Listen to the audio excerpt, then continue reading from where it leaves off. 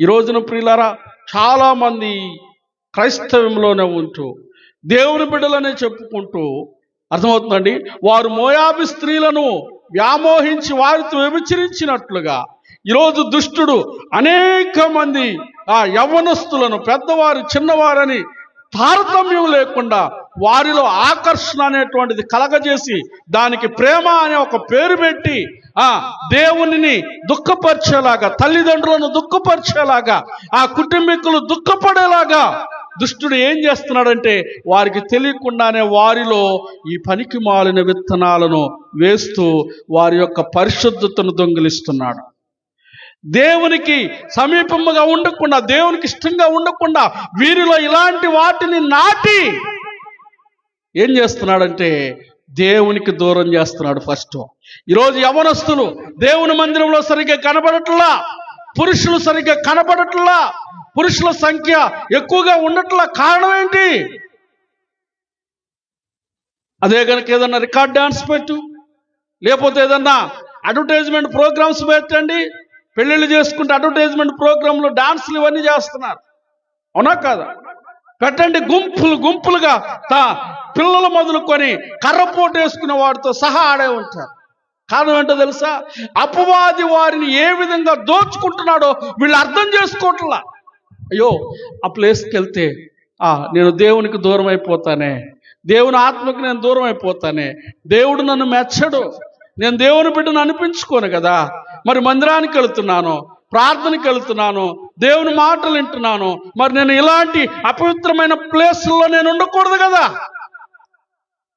అవునా కదా? అది అపవిత్రమైన స్థలమా కాదా?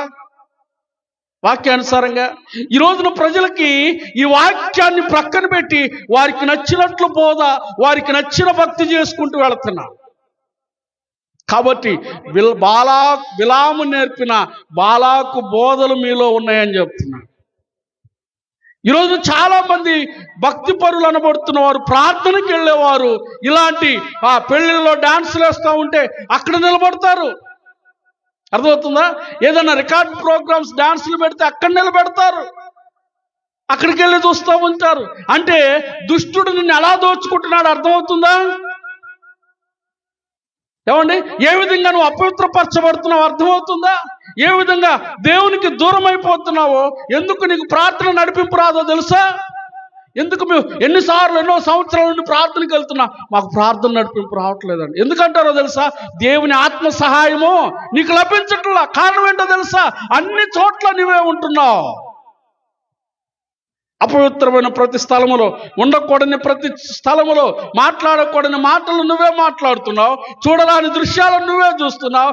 ఎలాగ దేవుని ఆత్మ నడిపింపు వస్తుంది నీకు ప్రార్థనలో? ఏ విధంగా ప్రార్థన చేస్తావు? ఏ విధంగా బైబిల్ చదువుతావు? చదవలేవు కదా. దేవుని నడిపింపు రావాలి అంటే నువ్వు దేవునికి ఇష్టడిగా ఉంటే ఆయన నడిపిస్తాడు. ఆమేన్. అర్థమవుతుందా? నువ్వు దేవునికి ఇష్టడిగా ఉంటే నడిపిస్తాడు ఆయన. దేవుడికి ఇష్టడిగా ఉంటే ఆ ప్రార్థన ఆత్మ నీ మీద కుమ్మరించబడింది. కానీ చూడరాని దృశ్యాలు నువ్వే చూస్తున్నావు, వెళ్ళకూడని చోట నువ్వే వెళుతున్నావు, మాట్లాడరాని మాటలు నువ్వే మాట్లాడుతున్నావు. నీ హృదయాన్ని, నీ శరీరాన్ని అంతటిని అపవిత్రం చేసుకొని నాకు నడిపింపు రావటం లేదంటే ఎలాగ దేవుడు సహాయం చేస్తాడు? ప్రియ దేవుని బిడ్డలారా, ఇవి బాలాకు బిలాము దగ్గర నేర్చుకున్నటువంటి బోధలు. ఈరోజు ఈ బోధలోనే బ్రతుకుతూ భక్తి చేసేవారు చాలా మంది ఉన్నారు. ఈ విధానాలను అనుసరిస్తూ వీటిని మానుకోకుండా, వీటిని విసర్జించకుండా, దూరం చేసుకోకుండా బైబిల్ పట్టుకొని ప్రార్థనకి వెళ్తూ దేవుడు మాకు సహాయం చేయటం లేదు, మాకు ఏ ప్రార్థన చేస్తున్నా కూడా సరైనటువంటి ప్రతిఫలం రావటం లేదని బాధపడితే ఎట్లా? ఈరోజు చాలా మంది రక్షణ తీసుకోవడం అంటే బాప్తిసం పొందడానికి చాలా మంది వెనకాడుతూ ఉంటారు. చాలా మంది ఆ రక్షణ కార్యాన్ని వెనకంజ వేస్తూ ప్రార్థనకి వెళతారు. అది దేవునికి ఇష్టమైనది కాదు కదా. ఇది బిలాము నేర్పిన బోధే. అర్థమవుతుందా? అపవిత్రంగా ఉంటూ దేవునితో నడవాలనుకున్నారు వీళ్ళు, అవునా? వారి ఆశలను చంపుకోకుండా, వారి కోరికలను చంపుకోకుండా, దేవునికి వ్యతిరేకమైన పనిని విసర్జించకుండా వాటిని అనుసరిస్తూ దేవుని వెంబడించాలనుకున్నారు వీళ్ళు. ఎవరు? ఇశ్రాయేలీయులు. అర్థమవుతుందండి? వారి ఇష్టాలను వారి కోరికలను చంపుకోకుండా ఆ విందులో పార్టిసిపేట్ చేసి కానానికి వెళ్ళాలనుకున్నారు వాళ్ళు. కానీ దేవుడు పోనిచ్చాడా? ఏమండి, పోనిచ్చాడా? పోనివ్వాల. అక్కడికక్కడే వారిని ఉపద్రవానికి గురి చేశాడు దేవుడు. ఈ రోజున ప్రియ దేవుని బిడ్డలారా, మనకు తెలియకుండా దేవుని ఉగ్రతకు మనం గురవుతున్నాం. మనకు తెలియకుండా దేవుని ఉపద్రవాన్ని మనమే కొని తెచ్చుకుంటున్నాం, మన ఆశలు చంపుకోకుండా. వాక్యం ఏం చెప్తుంది? బైబిల్ ఏం చెప్తుంది? నేను చేసే భక్తి వాక్యానుసారంగా ఉందా లేదా? నేను చేసేటువంటి ప్రార్థన దేవునికి అంగీకారంగా ఉందా లేదా? నా మాటలు, నా నడవడిక, నా చూపు, నా ఆలోచనలు, నా అంతరంగం దేవునికి ఇష్టంగా ఉందా లేదా అని బైబిల్ని దగ్గర పెట్టుకొని పరిశీలన చేసుకోవట్లా. అద్దంలోని మొహాన్ని పరిశీలన చేసుకున్నట్లుగా ప్రతిరోజు అద్దాన్ని చూసుకుంటూ ఎలా ఉంది నా మొహం అని ఉన్నటువంటి మచ్చలను మరకలను శుభ్రంగా కడుక్కున్న రీతిగా బైబిల్ అనే వాక్యాన్ని ఎదురు పెట్టుకొని నా జీవితంలో ఈరోజు ఎలా ఉందో, ఎలా నడిచాను, ఏ విధంగా మాట్లాడాను, దేవునికి ఇష్టంగా మాట్లాడాను, దేవునికి అయిష్టంగా జీవించానని పరిశీలన చేసుకొని సరిదిద్దుకోవాలి. స్కూల్కి వెళ్ళేవాడు, కొత్తగా వెళ్ళేవాడికి ఏబిసిడీలు వాళ్ళు రాసిస్తే వాడు దిద్దరా అంటారు. వాడు దిద్దేటప్పుడు నీట్గా దిద్దుతాడా? ఏమండి, దిద్దుతాడా? వాడు దిద్దుతూ రోజు ప్రాక్టీస్ చేస్తూ ఉంటే ఒకానొక సమయానికి కరెక్ట్గా దిద్దుతాడు. దేవునికి స్తోత్రం, హల్లెలూయా. అలాగే ప్రతిరోజు కూడా బైబిల్ దగ్గర పెట్టుకొని వాక్యాన్ని ఎదురుగా పెట్టుకొని మోకరించి ప్రార్థన చేస్తూ ఉన్నప్పుడు అయ్యా నిజమే, ఈరోజు నేను మాట్లాడాను, ఈరోజు పడిపోయాను, ఇలాగా చేశాను, అలాగ చెందాను, నీ దగ్గర అపవిత్రంగా నిలబడ్డాను, ఇలాగ నిలబడలేకపోయానయ్యా అని నువ్వు సరిదిద్దుకుంటా ఉంటే రాను ఆ దిద్దుబాటు ఏమైంది? ఒకానొక సమయానికి స్టడీ చేయబడింది. అర్థమవుతుందా? ఆ పలక మీద దిద్దేవాడు ఏ విధంగా కొన్ని రోజుల తర్వాత చక్కగా దిద్దటం అలవాటు చేసుకుంటాడో, ప్రతిరోజు కూడా నువ్వు దిద్దుబాటు చేసుకుంటా ఉంటే ఒకానొక సమయానికి కరెక్ట్గా దిద్దుబాటులోకి వస్తావు. దేవునికి స్తోత్రం కలుగునుగాక, హల్లెలూయా. కాబట్టి ప్రియ దేవుని బిడ్డలారా, ఇక్కడ మనం నేర్చుకోవాల్సినటువంటి విషయం ఏంటంటే, ఈ రాయబడినటువంటి వాక్య ప్రకారము చాలా మంది ఏం చేస్తున్నారంటే విగ్రహములకు బలి ఇచ్చిన వాటిని తినునట్లునో, జారత్వము చేయనట్లునో, ఇశ్రాయేలీలకు ఉరియొడ్డుమని బాలాకుకు నేర్పిన బిలాము బోధన అనుసరించు వారు నీలో ఉన్నారు. ఈ రోజున మనల్ని మనం ప్రశ్నించుకోవాల్సిన విషయం ఇదే. మనలో బిలాము బాలాకుకు నేర్పిన బోధలను అనుసరించే వారంగా ఉన్న బైబిల్లో ఉందా బోధ? దేవుడు చెప్పాడు ఆ బోధ చేయమని బిలాముకి. ప్రవక్తే కదా అతను, అవునా కదా? ఈరోజు చాలా మంది బోధలున్నాయి, విస్తారమైన సిద్ధాంతాలతో వారి లాభం కోసం ప్రజలను ఏం చేస్తున్నారంటే ప్రక్కదారి పట్టిస్తున్నారు. అపవాది వారిని తంత్రములతో నింపి వారిని ఏదో ఒక ఆశ చూపించి, బిలాముకు ఆశ చూపించినట్లుగా చాలా మంది సేవకులు, నాయకులు అనబడుతున్న వారిని ఆశకు, ప్రలోభాలకు గురి చేసి ప్రజలను నాశనం చేస్తున్నారు నేటి దినాన. ఏ ప్రజలు వీరు? దేవుని ప్రజలు. దేవుని దగ్గరికి వీళ్ళు వెళ్ళకూడదు. వాక్యానుసారంగా ఈ ప్రజలు దేవుని దగ్గరికి వెళ్ళకూడదు. వాక్యానుసారంగా వీరు పరలోకంలో ప్రవేశించకూడదు. కాబట్టి వీరికి ఆశ కలిగించేవి, వీరి ఇష్టాలను, కోరికలను చంపుకోలేకుండా ఉండేటువంటి బోధలను మనం తీసుకొద్దాం.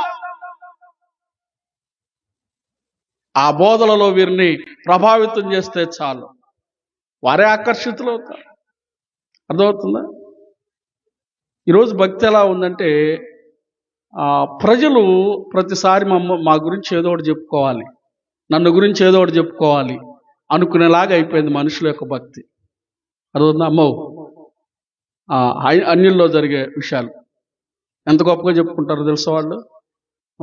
మా వాడు ఈ సంవత్సరం కొత్తగా మాలేసుకున్నాడు అని చెప్తారు, అయ్యప్పల మాలు. ఎంత గొప్పగా చెప్తారంటే కన్యస్వామి, వాళ్ళు తొలిసారిగా మాలేసుకుంటే కన్యస్వామి అంటారు. అందరూ గొప్పగా చెప్పుకుంటారు.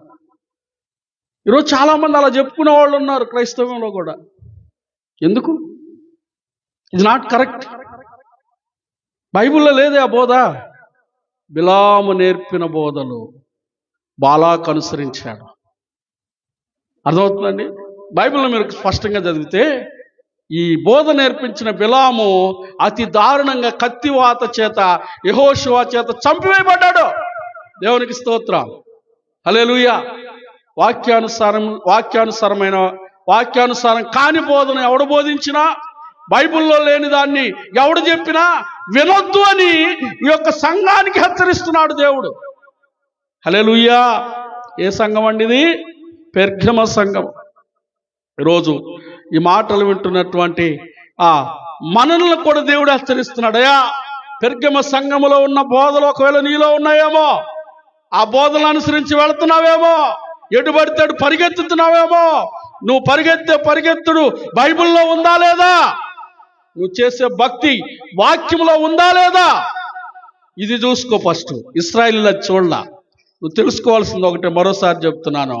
నేటి అంత్య దినాలలో దుష్టుడు అనేక రకాల తంత్రాలను ఉపయోగించి దోచుకునేవాడు ఎలాంటి క్రొత్త ఆలోచనలతో వచ్చి దోచుకుంటున్నాడో ఆ విధంగా విశ్వాసులు అనబడుతున్న క్రైస్తవుల మీద రకరకాల భక్తి ప్రలోభాలు గురి చేసి దోచుకుంటున్నాడు. కాబట్టి ఇలా రమ్మలారా, ఈరోజు నా దేవుడు మనల్ని అందరినీ హెచ్చరించేటువంటి మాట ఏంటంటే, దయచేసి బిలాము బోధలను, బాలాకు నేర్చుకున్న బోధలను, బిలాము ద్వారా బాలాకు నేర్చుకున్న బోధలు మీరు నేర్చుకోవద్దు. దేవునికి స్తోత్రం, హల్లెలూయా. వ్యర్థమైన వాటిని అనుసరించొద్దు. వాక్యములో లేని దాన్ని పట్టుకొని మీరు పరిగెత్తొద్దు. వాక్యములో లేని వాటిని అసలు మీ దగ్గరకు కూడా రానియొద్దు. దేవునికి స్తోత్రం కలుగునుగాక, హల్లెలూయా. కాబట్టి ఈ యొక్క ఉదయకాల సమయంలో ప్రియ దేవుని బిడ్డలారా, మనము ఎలా ఉన్నాం? వాక్యానుసారంగా మనం ఉంటున్నామా లేదా? మన భక్తి దేవునికి ఇష్టంగా ఉంటుందా లేదా? మనము దైవికంగా బలపరచబడుతున్నామా లేదా? దేవునిలో ఎదుగుతున్నామా లేదా? దీనిని ప్రతిరోజు వాక్యాన్ని చదువుకుంటూ మోకరించి ప్రభు ఎదుట సరిదిద్దుకోవాలి. దేవునికి స్తోత్రం, హల్లెలూయా, హల్లెలూయా. ఏ విధంగా స్కూల్కి వెళ్ళినటువంటి పిల్లవాడు తన పలక మీద అక్షరాలు నేర్చుకోవడానికి, చక్కగా దిద్దడానికి నేర్చుకుంటాడో, ఆ విధంగా ప్రతిరోజు కూడా మన దైనందిన జీవితంలో బైబిల్ చదువుకుంటూ మనలో ఉన్న లోపాలను దిద్దుకుంటూ సరి చేసుకుంటూ వెళితే దేవుడు మనల్ని మెచ్చుతాడు, తన రాజ్యంలో మనకు స్థానాన్ని ఇస్తాడు. దేవునికి మహిమ, హల్లెలూయా. కాబట్టి ప్రియా దేవుని బిడ్డలారా, మనం ఆ విధంగా దేవునిలో నడవాలని, వాక్యానుసారంగా నిలబడాలని, వాస్తవం ఏంటో తెలుసుకోవాలని ప్రభు వారి యొక్క ఉద్దేశమై ఉంది. కాబట్టి ఈ యొక్క పెర్గమ సంఘమును హెచ్చరించిన రీతిగా ఈరోజు దేవుడు మనల్ని హెచ్చరిస్తున్నాడు. దేవునికి మహిమ, హల్లెలూయా, హల్లెలూయా. మనం చూస్తున్నట్లయితే ప్రియులారా, వాక్యాన్ని ఒకసారి మనం ఏం చేయాలో చూద్దాం. ఇప్పటి వరకు ఏం చేయకూడదో విన్నాం. అపోస్తులైన పౌలు అంటాడు, కొరింథీయులకు రాసిన మొదటి పత్రిక 1వ అధ్యాయం 23వ వచనం. కొరింథీయులకు రాసిన మొదటి పత్రిక, అయితే మేము సిలువ వేయబడిన క్రీస్తును ప్రకటించుచున్నాము. హల్లెలూయా. ఎవరిని ప్రకటిస్తున్నారంట వారు? సిలువ వేయబడిన క్రీస్తుని. నువ్వు పాస్టర్ వైపు చూడొద్దు, లేకపోతే మరొక సంఘం వైపు చూడొద్దు, లేకపోతే మరొకరి వైపు చూడొద్దు. ఎవరి వైపు చూడాలి? సిలువ వేయబడిన యేసు వైపు. ఆయన చేసినటువంటి విధానాన్ని చూడు. ఏ విధంగా బ్రతికాడో, ఏ విధంగా ప్రాణం పెట్టాడో, బ్రతికి ఉన్నప్పుడు ఆయన ఏ విధంగా తన భక్తి జీవితాన్ని భూలోకంలో అనుసరించాడో తెలుసుకోవాలి. అది తెలియాలంటే ఏం చేయాలి? బైబిల్ చదవాలి. అవునా? ఆయన జీవితం గురించి తెలియాలంటే బైబిల్ చదవాలి. బైబిల్ తెలియకుండా, బైబిల్ చదవకుండా ఏడో గాల్లో 4 మాటలు ఎవరో చెప్పి వినేసి వాటిని నీకు తెలుసు అన్నట్టు బిల్డప్ ఇచ్చి నీ భక్తిని కొనసాగిస్తే నువ్వు అగాధంలోకే పోతావు. అర్థమవుతుందా? బైబిల్ చదువు. యేసయ్య జీవితం ఏంటో చదువు. యేసయ్య భక్తి ఏ విధంగా చేయాలో నేర్పించాడు ప్రజలకి, ఏ విధంగా నడుచుకున్నాడో చూపించాడు. కాబట్టి ఆయన జీవితం తెలియాలంటే నువ్వు బైబిల్ చదవాలి. బైబిల్ చదివి అప్పుడు నీ డెసిషన్ ఏంటో చెప్పు. అర్థమవుతుందా? రేడియో ప్రసంగికులైనటువంటి మూర్తి గారు, ఏం పేరు ఆయన పేరు? ఆర్కే మూర్తి గారా? ఆర్ఆర్కే మూర్తి గారు. దేవునికి స్తోత్రం. పర్వాలేదు, బాగా గుర్తుంది. రేడియో దగ్గర చాలామంది కూర్చునేవాళ్ళు ఆ దినాల్లో. ఎందుకంటే అప్పుడు రేడియోలు, టెలివిజన్స్ లేవు, యూట్యూబ్లు లేవు. అర్థమవుతుందా? ఎప్పుడు వస్తుందా అని కాచుకొని కూర్చునేవాడు. ఆయన బ్రాహ్మణుడు. ఆయన బైబిల్ని ఎందుకు చదివాడో తెలుసా? బైబిల్లో తప్పులు పట్టుకొని ఆ క్రైస్తవులను విమర్శించాలని, బైబిల్లో తప్పులు పట్టుకొని యేసు ప్రభు దేవుడు కాదు అని నిరూపించాలని బైబిల్ చదివాడు. అర్థమవుతుందండి? ఆయన చెప్పిన సాక్ష్యం ఏంటంటే, బైబిల్లో తప్పులు పట్టుకోవాలని నేను బైబిల్ చదివితే నా జీవితంలో తప్పులను బైబిల్ చూపించింది. అయ్యా, దేవునికి స్తోత్రం, హల్లెలూయా. బైబిల్కున్న గొప్ప శక్తి అలాంటిది. చాలామంది తెలియక, వాక్యములో ఉన్న గొప్పతనం తెలుసుకోలేకపోవడానికి కారణం ఫస్ట్ వన్, సరిగ్గా చదవకపోవడం. బైబిల్ని చదవకుండా, చదవచ్చు కూడా చదవరు. అర్థమవుతుందా? లేచిందే లేడు పరుగు. అర్థమవుతుందా? రటమాతంలాగా ఎవరు ఎడిపోతే అటే కాదు. బైబిల్ని దేవుడు మనకి ఎందుకు ఇచ్చాడంటే, బైబిల్ని చదువు, దేవుని గొప్పతనాన్ని తెలుసుకో, ఆ భక్తిలో ఉన్న శక్తి ఏంటో నీకు అర్థమైద్ది. ఆర్ఆర్కే మూర్తి గారు ఆ బైబిల్ని చదివిన తర్వాత తన తప్పులు తెలుసుకొని ప్రభు సేవకుడిగా గొప్పగా వాడబడ్డాడు. దేవునికి స్తోత్రం కలుగునుగాక, హల్లెలూయా. బైబిల్ చదివాక భార్య అందంట తొలి దినాల్లో, నువ్వు బైబిల్ పట్టుకొని ఇలా పోతా ఉంటే మన కులంలో నుండి లేస్తారయ్యా, కాబట్టి నేను రాలేను ఆ దారిద్ర్యంలోకి, అలాంటి వారి మధ్యలోకి, ఆ బైబిల్ దేవుడి దగ్గరికి నేను రాలేనయ్యా, నేను మాత్రం రాను, అవసరం నువ్వు చచ్చిపోయావు, నీళ్ళైనా పోసుకుంటాను. వాళ్ళలో భర్త చనిపోయాడు అంటానికి గుర్తు నీళ్లు పోసుకుంటే భర్త చచ్చిపోయినాడు. అలా చేసింది ఆవిడ. తర్వాత ప్రభువుని నమ్ముకుంది. దేవునికి స్తోత్రం, హల్లెలూయా, హల్లెలూయా. ఈరోజు మనం నేర్చుకోవాల్సిన విషయం, ప్రియా దేవుని బిడ్డలారా, బిలాము దగ్గర నేర్చుకున్న బాలాకు బోధల్లాగా మన భక్తి ఉండకూడదు. అర్థమవుతుందా? బిలాము దగ్గర నేర్చుకున్న బోధన విని ఏమైపోయారు ఇశ్రాయేలీలు? చూద్దాం ఆ మాట ఒకసారి చూడండి. సంఖ్యాకాండము 31వ అధ్యాయం.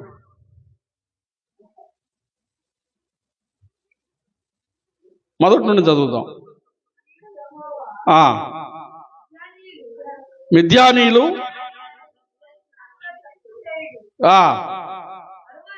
తరువాత సంఖ్యాకాండం 31వ అధ్యాయం 15వ వచనం. మోషే వారితో బ్రతకనిచ్చితిరా, బిలాము మాటను బట్టి ఇశ్రాయేలీయుల చేత యెహోవా మీద తిరుగుబాటు చేయించిన వారు వీరు కారు. ఎవరు బోధన బట్టి అంట? బిలాము బోధన బట్టి యెహోవాకు విరోధంగా మార్చబడిన స్త్రీలు సమూహం వీరు. ఈరోజు నువ్వు అనుకుంటున్నావు, దేవునికి నేను ఎట్లా వ్యతిరేకనయ్యాను, దేవునికి నేను ఎట్లా శత్రువునయ్యాను అనుకుంటున్నావేమో. దేవునికి శత్రువు అవటం అంటే ఏంటో తెలుసా? బైబిల్లో లేని భక్తిని నువ్వు అనుసరించడం దేవునికి శత్రువైనట్లే. వాక్యానుసారమైన దానిని నువ్వు చేయకపోతే, వాక్యములో ఉన్నదాని ప్రకారం కాకుండా నీకు నచ్చినట్లుగా నువ్వు చేస్తే ఎవరికి శత్రువు అమ్మా? ఎవరికి శత్రువి? దేవునికి శత్రువు అవుతావు. మోషే చెప్తున్నాడు, యెహోవాకు విరోధంగా పాపము చేసిన వారు వీరు, బిలాము బోధన అనుసరించిన వారు వీరు. అర్థమవుతుందా? కాబట్టి ఈరోజు మనం నేర్చుకోవాల్సిన విషయం ఏంటంటే, దేవునికి అవిధేయకరమైనటువంటి భక్తి విధానాన్ని మనలో నుండి తీసేసుకోవాలి. ఆమేన్. అర్థమవుతుందండి? దేవునికి విరోధమైన దానిని మనలో నుండి తీసేసుకోవాలి. దేవుడు ఏదైతే మెచ్చడో దాన్ని దూరం చేయి. దేవుడు కోరుకుంటుంది అదే. అర్థమవుతుందా? బాగా వినాలి. ఎప్పుడు కూడా చెడు అనేది ఆకర్షణీయంగా ఉంటుంది, త్వరగా విస్తరిస్తుంది, త్వరగా అభివృద్ధి చెందింది. కానీ అది చివరికి నాశనమునకు మాత్రమే దారితీస్తుంది. మంచి అనేటువంటిది త్వరగా ప్రభావితం అవ్వదు, త్వరగా విస్తరించదు, కానీ శాశ్వతంగా నిలబడింది. దేవునికి స్తోత్రం, వాక్యములో ఉన్న గొప్ప శక్తి, వాక్యములో ఉన్న గొప్పతనం అదే దేవునిలో ఉన్న గొప్పతనం. చెడు బోధలు మనుషులను ప్రభావితం చేస్తాయి, మనుషులను పరిగెత్తేలాగా చేస్తాయి, మనుషులను ఆకర్షించేలాగా చేస్తాయి. కానీ చివరికి ఎక్కడికి తీసుకెళ్తాయి? అవి నరకాగ్నికి తీసుకొని వెళతాయి. మంచి బోధ, ఆ వాక్యానుసారమైనటువంటి జీవితం, ఎన్ని కష్టాలున్నా, ఎన్ని బాధలున్నా, ఎన్ని సమస్యలున్నా, ప్రియ దేవుని బిడ్డలారా, మనం తెలుసుకోవాల్సిన విషయం ఏంటంటే ఆ బోధ మనిషి జీవితాన్ని శాశ్వతంగా మార్చు. దేవునికి స్తోత్రం కలుగును గాక. హల్లెలూయా. అబ్బా ఖాన్ అని ఎంతమందికి తెలుసు? నేను ఈ మధ్య కాలంలో బాపట్ల ప్రాంతంలో కుష్ఠరోగుల మధ్య వాక్యం చెప్పడానికి వెళ్ళి వారికి కాస్త చక్కగా పరిచర్య చేసి వచ్చాం. కాస్త మంచి భోజన పదార్థాలు వాటినిచ్చి చాలా చక్కగా విన్నారు. అబ్బా ఖాన్ అనేటువంటి వ్యక్తి భయంకరమైన గజ దొంగ. అర్థమవుతుందండి? అబ్బా ఖాన్ అనేటువంటి వ్యక్తి ఎంతటి గజ దొంగ అంటే చుట్టూ సెక్యూరిటీ ఉంది, పోలీసు యొక్క కాపుదల ఉంటుంది, అందరూ చూస్తూనే ఉంటారు. కానీ సింపుల్గా దొంగతనం చేస్తాడు. చేసింది కూడా ఎవడికి తెలియదు. ఎన్ని ప్రయత్నాలు చేసినా కూడా ఎవడి వల్ల కాదు. అలాంటి అబ్బా ఖాన్ అనే వ్యక్తి ఒక రోజున ఆ సింహాచలం అనేటువంటి ఆ ప్రాంతంలో, ఆ గుడిలో ఉన్నటువంటి దేవాలయంలో ఉన్నటువంటి ప్రాముఖ్యమైన పచ్చలహారం అనేటువంటి దాన్ని దొంగిలించాడు. చాలా విలువైంది, అది చాలా ఖరీదైంది. అయితే కేసు నమోదైంది. పోలీసులు జుట్టు వీక్కుంటున్నారు. ఎవడు దొంగలించాడు అనేటువంటిది అర్థం కావట్లా.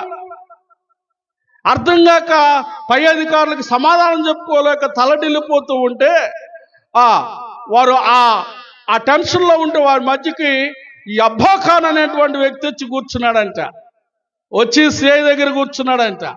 కూర్చొని మాట్లాడుతూ ఉన్నాడు. సార్ నమస్తే సార్, ఏంటి సార్ అలా ఉన్నారు, ఏంటి సార్ అంటే, అరే అసలు ఎవడరా నువ్వు, ఎందుకు వచ్చావు, ఏందిరా అంటే, ఏం లేదు సార్, ఏదో మీరు టెన్షన్గా ఉన్నారు, దొంగతనం జరిగింది కదా, దాని గురించి ఏమైంది సారా? రే నీకెందుకురా, వాడు ఎవడు తీసినాడో మాకు తెలియట్లా, వాడు ఎట్టుంటాడో తెలియదు, వాడిని పట్టుకోవడానికి ఎటువంటి ఆనవాళ్ళు లేదు అంటే వాడు అన్నాడంట, సార్ మీరు టెన్షన్ పడద్దు సార్ అని వాడు చూస్తుండగానే పచ్చలహారాన్ని తీసి అలాగ వాడి బల్ల ముందు పెట్టాడంట. దేవునికి స్తోత్రం. వాడు ఒక్కసారి స్టన్ అయిపోయాడు. అర్థమవుతుందా? వాడు స్టన్ అయిపోయారు. ఏంట్రా ఇదంటే, సార్ మీరు ఎదుగుతున్న పచ్చలహారం ఇదే సార్ అన్నాడంట. దేవునికి స్తోత్రం. హల్లెలూయా. మీరు ఎదుగుతున్న పచ్చలహారం ఇదే సార్ అన్నాడంట. ఎక్కడిదిరా నీకంటే, మీరు ఎదుగుతున్నటువంటి ఆ దొంగ నేనే సార్ అన్నాడంట. దేవునికి స్తోత్రం. హల్లెలూయా. ఒక్కసారిగా సిఐకి మైండ్ బ్లాక్ అయిపోయింది. ఒక్కసారిగా ఆయన ఆశ్చర్యపోతూ మరలా తనను తాను తన స్వాధీనంలోకి తాను వచ్చి ఆలోచన కలిగరే, దొంగతనం చేసింది నువ్వేనంటున్నావు, వస్తువు తెచ్చిచ్చావు, అదేంట్రా ఎత్తుకొని తీసుకుని వెళ్ళి అమ్ముకొని జలసా చేయక అసలు నీ గురించి ఆనవాళ్ళు కూడా లేదు, ఎందుకు తెచ్చావురా వెనక్కి అంటే, అబ్బా ఖాన్ అనే వ్యక్తి చెప్పిన మాట ఏంటో తెలుసా? అయ్యా నిజంగా నేను ఈ దొంగతనమే కాదు, జయసుధ సినీ యాక్టర్స్ పెద్ద పెద్ద వాళ్ళ ఇళ్లలో నేను దొంగతనం చేశాను, కానీ ఎవరు నన్ను పట్టుకోలేదు, ఇంతవరకు నా పేరు ఎవరికి తెలియదు. కానీ ఈ పచ్చలహారం తీసుకొని నేను వెళుతూ ఉండగా అయ్యా ఒక మైక్ ద్వారా ఒక శబ్దం వినిపిస్తుంది నాకు. దేవుని వాక్యం ఒక పాస్టర్ గారు చెబుతున్నారు. ఆ వాక్యం ఎందుకో నన్ను ముందుకు అడుగు వేయించలేదయ్యా. వెళ్ళిపోయి ఆ శబ్దం వస్తున్నటువంటి ఆ వైపు వెళ్ళి అక్కడే కూర్చున్నాను ఆ చర్చిలో. ఆ పాస్టర్ గారు చెప్తున్న వాక్యాన్ని వింటూ ఉండగా నా జీవితంలో నాకు తెలియకుండా పశ్చాత్తాపం, నాకు తెలియకుండా దుఃఖం చోటు చేసుకుంది. ఇక నుండి తప్పు చేయకూడదు అనిపించింది. కాబట్టి అయ్యా ఇదిగో ఈ పచ్చలహారాన్ని నేను తీసుకొచ్చిస్తున్నాను, ఆ దైవజనుడు జాషువా డానియల్ గారు అయ్యా అని చెప్పాడంట. దేవునికి స్తోత్రం. హల్లెలూయా, హల్లెలూయా. దైవజనుడు చెబుతున్న వాక్యాన్ని విని, ఎవరో బోధ, ఏ బోధనం కాదు, బైబిల్లో ఉన్న వాక్యాన్ని విని తన జీవితంలో గొప్ప సాక్ష్యాన్ని ఇచ్చాడు. ఈరోజు ఆ ప్రాంతానికి వెళ్ళండి అమ్మా. ఆ ప్రాంతానికి వెళితే అక్కడ ఏంటో తెలుసా, అందరూ దేవుని సేవ చేసేవారు ఎక్కువ మంది ఉన్నారు. దేవునికి స్తోత్రం. హల్లెలూయా. దాన్ని ఆ స్టువర్ట్ అనేటువంటి దొరగారి పేరు, అది దైవజనుడి పేరు. అర్థమవుతుందా? ఆ పేరు పెట్టారు ఆ పేటకి. అంతకుముందు అది గజ దొంగల కాలనీ అనేవాళ్ళు. ఎంత స్పీడ్లో వెళ్ళే సూపర్ ఫాస్ట్ ట్రైన్ అయినా సరే దోచుకొని దూకేసేవాళ్ళు అంతే. అంత గొప్ప నేర్పరితనం కలిగిన వాళ్ళు. కానీ ఈ రోజున దేవుని బిడ్డల ప్రాంతంగా మార్చబడింది అది. దేవునికి స్తోత్రం, హల్లెలూయా. కాబట్టి ఇక్కడ మనం నేర్చుకోవాల్సిన విషయం ఏంటంటే, వాక్యాన్ని నువ్వు చక్కగా వింటూ నేర్చుకోవాలి, వాక్యాన్ని చక్కగా చదవడం నేర్చుకోవాలి. వాస్తవాన్ని తెలుసుకోవడానికి నువ్వు ప్రయత్నం చేస్తే దేవుడే నిన్ను నడిపిస్తాడు. ఆమె నీకు తెలిసింది బోధ కాదు, నీకు తెలిసింది భక్తి కాదు. బైబిల్లో ఉన్న బోధ, బైబిల్లో ఉన్న భక్తి నేను కలిగి ఉండాలనుకోవాలి. దేవునికి స్తోత్రం, హల్లెలూయా. ఎవరో ఏదో చేశారు, మేము కూడా అలా చేస్తామంటే అది కరెక్ట్ కాదు. బైబిల్లో ఉన్నదాన్ని మనం చేయడం నేర్చుకోవాలి. అర్థమవుతుందండి? బైబిల్లో ఉన్నదానిని మనం అనుసరిస్తే దేవుడు మనకు తోడుగా ఉంటాడు, మనల్ని నడిపిస్తాడు. హల్లెలూయా. కాబట్టి ఉదయకాల సమయంలో నీ భక్తి జీవితం ఎలాగుంటుంది? నువ్వు ఎలాంటి భక్తిని అనుసరిస్తున్నావు? ఆ బిలాము దగ్గర నేర్చుకున్న బాలాకు బోధలను నువ్వు అనుసరిస్తే, దేవునికి ఇష్టము లేని దానిని, దేవుడు మెచ్చని దానిని, వాక్యములో లేని దానిని నువ్వు అనుసరిస్తే, ప్రియ దేవుని బిడ్డలారా, దేవుడే నీకు విరోధి అవుతాడు, మనుషులు కాదు. ఎవరంట? దేవుడే నీకు విరోధి అవుతాడు. ఇంకెవరికి ప్రార్థన చేస్తావు నువ్వు? ఇంకెవరు వింటారు నీ ప్రార్థన? అవునా కాదా? మనం చదువుకున్న వాక్యంలో అదే రాయబడి ఉందిగా. బాలాకు నేర్చుకున్న బోధన వీరు అనుసరించిన వీరికి ఎవరంట విరోధి? యెహోవానే. పెర్గమ సంగమా, నువ్వు అన్నిటిలో బాగానే ఉన్నావు, ప్రార్థనకు వస్తున్నావు రైతే, కానుకనిస్తున్నావు రైతే, కానీ నీ హృదయమో వాక్యానుసారంగా లేదు. కాబట్టి నీ మీద నేరం ఒకటి మోపుతున్నా. ఏంటో ఆ నేరం తెలుసా? బిలాము దగ్గర నేర్చుకున్న బాలాకు బోధలను అనుసరించే భక్తి జీవితం నీలో ఉంది, దాన్ని తీసేసుకో అని ఈ సంఘానికి పత్రికను రాయిస్తున్నాడు యోహాను ద్వారా. దేవునికి స్తోత్రం కలుగునుగాక, హల్లెలూయా. ఈ ఉదయకాల సమయంలో మన భక్తి ఎలాగుందో పరిశీలన చేసుకుందాం ప్రియులారా. మనం ఏ విధంగా ఉన్నాం, ఏ విధంగా నడుస్తున్నాం? అపోస్తులైన పౌలు అంటున్నాడు, మేము సిలువ వేయబడినా క్రీస్తును ప్రకటిస్తున్నాం. సిలువ వేయబడిన దేవుని వైపు చూడు, జీవ గ్రంథం వైపు చూడు, ఆయన జీవితాన్ని చూడు. మనుషులను చూడొద్దు, మనుషుల భక్తిని చూడొద్దు, మనుషుల నడవడికను చూడొద్దు. ఎవరిని చూడాలి నువ్వు? బైబిల్ని చూడు. దేవుని నడవడిక ఏంటో అర్థమైద్ది. బైబిల్ని చదువు, ఆయన ఏ భక్తి నేర్పాడో అర్థమైద్ది. చాలా మంది ఇది తెలుసుకోవట్లేదు. ఇక నుండైనా తెలుసుకోవాలని, ఇక నుండైనా నువ్వు బైబిల్ని చదివి, ప్రభు జీవితాన్ని నువ్వు ఆ సువార్తలలో చదివి అర్థం చేసుకొని నువ్వు నిలబడితే అద్భుతంగా నీ జీవితం కట్టబడింది. నీకు శత్రువుగా ఉండడు దేవుడు. నువ్వు వెళ్ళు, ప్రతి చోట నీతో ఉండి నిన్ను ఆశీర్వదిస్తాడు. ఆమేన్. నీ వద్దకు వచ్చి ఆశీర్వదిస్తాడు. బిలాము ఇశ్రాయేలు ఆ బాలాకు బిలాము యొద్దకు రాకముందు దేవుడే బిలాము దగ్గరికి వచ్చాడట. దేవునికి స్తోత్రం.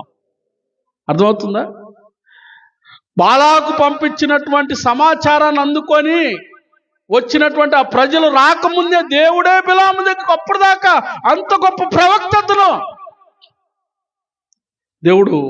దేవునికి ఎవడైతే ఇష్టంగా ఉంటారో, ఎవరైతే ఆయనకి ఇష్టానుసారంగా నడుస్తారో, దేవుడే వారి దగ్గరకు వచ్చి మాట్లాడతాడు. హల్లెలూయా. అర్థమవుతుందండి రహస్యం? అయ్యా నువ్వు మాట్లాడయ్యా అని పెద్ద అడగన అవసరంలా. నువ్వు వాక్యానుసారంగా దేవునికి ఇష్టంగా ఉంటే దేవుడే నీ దగ్గరకు వస్తాడు. ఇంత అద్భుతమైన గొప్ప విషయాలు దేవుడు మన కొరకు పొందుపరిచాడు. దేవునికి స్తోత్రం. అర్థమవుతుందా? నువ్వు చక్కగా ఉంటే, వాక్యానుసారంగా ఉంటే, బైబిల్ ప్రకారం నువ్వు నడుచుకుంటే. కాబట్టి ప్రియ దేవుని బిడ్డ, ఈరోజు నువ్వు ఏ విధంగా దొంగిలించబడుతున్నావు? యవనస్తుడా, నీ ముందు అందాలను, ఈ లోక సంబంధమైన రంగుల ప్రపంచాన్ని నీ ముందు ఎరగా వేసి దేవుని మందిరానికి రాకుండా, దేవుని దగ్గరికి రాకుండా దుష్టుడు నిన్ను దొంగిలిస్తున్నాడని మర్చిపోవద్దు. ఇలారా, ఏ విధంగా మిమ్మల్ని అపవాది తన ప్లాన్లో, తన ఉచ్చులో వేసుకొని మీరు చేసేదే భక్తి అని భ్రమింపజేస్తూ ఏ విధంగా దేవునికి విరోధంగా మిమ్మల్ని తయారు చేస్తున్నాడో ఒకసారి ఆలోచన చేయండి. ఒకసారి ఆలోచించుకోండి. ప్రార్థన చేసుకుందాం. ప్రభు ఈ కొద్ది మాటలు మనందరి వినికిడిలో దీవించునుగాక. ఆమెను ప్రార్థన చేసుకుందాం. ప్రియులారా, దయచేసి ఎవరు కూడా మౌనంగా ఉండవద్దు. వినిన వాక్యాన్ని బట్టి ఒకసారి మనల్ని మనం పరిశీలన చేసుకుందాం. ఎలా ఉంది మన భక్తి జీవితం? ఏ విధంగా ఉంది? వాక్యానుసారంగా ఉందా? ఆ బిలాము దగ్గర నేర్చుకున్న బాలాకు బోధన అనుసరించిన ఇశ్రాయేలు ప్రజల్లాగా ఉందా? అమ్మా, చప్పుడు మాటలను వినొద్దు. ఎవరో ఏదో చెప్పిన మాటలను విని నీ భక్తి జీవితాన్ని చేయొద్దు. బైబిల్ ఏం చెప్తుందో, ప్రభువు ఏమి నేర్పించాడో దాన్ని నేర్చుకొని ముందుకు కొనసాగుదాం.